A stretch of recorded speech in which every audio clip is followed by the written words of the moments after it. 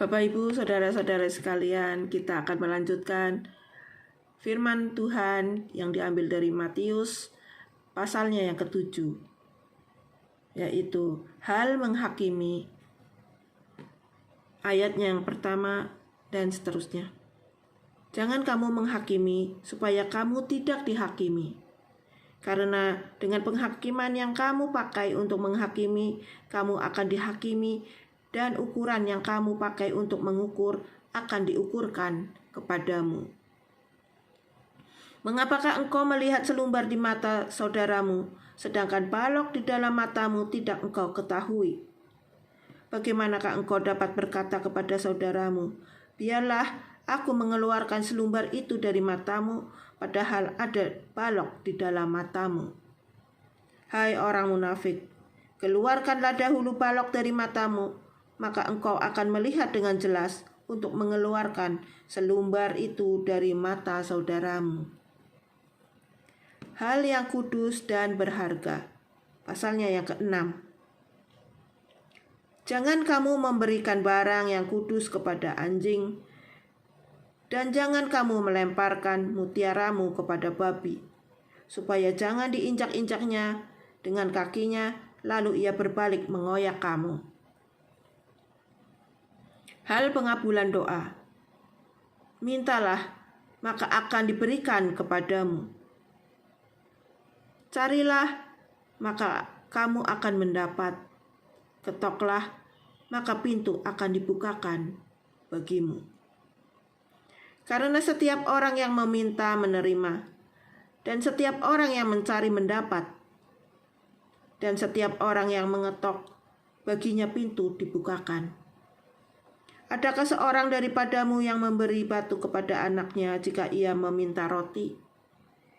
Atau memberi ular jika ia meminta ikan? Jadi, jika kamu yang jahat tahu memberi pemberian yang baik kepada anak-anakmu, apalagi Bapamu yang di sorga, ia akan memberikan yang baik kepada mereka yang meminta kepadanya. Jalan yang benar. Segala sesuatu yang kamu kehendaki supaya orang perbuat kepadamu, perbuatlah demikian juga kepada mereka. Itulah isi seluruh hukum Taurat dan kitab para nabi. Masuklah melalui pintu yang sesak itu, karena lebarlah pintu dan luaslah jalan yang menuju kepada kebinasaan, dan banyak orang yang masuk melaluinya. Karena sesaklah pintu dan sempitlah jalan yang menuju kepada kehidupan, dan sedikit orang yang mendapatinya. Hal pengajaran yang sesat, ayatnya yang ke-15. Waspadalah terhadap nabi-nabi palsu yang datang kepadamu dengan menyamar seperti domba, tetapi sesungguhnya mereka adalah serigala yang buas. Dari buahnya lah kamu akan mengenal mereka. Dapatkah orang memetik buah anggur dari semak duri, atau buah ara dari rumput duri?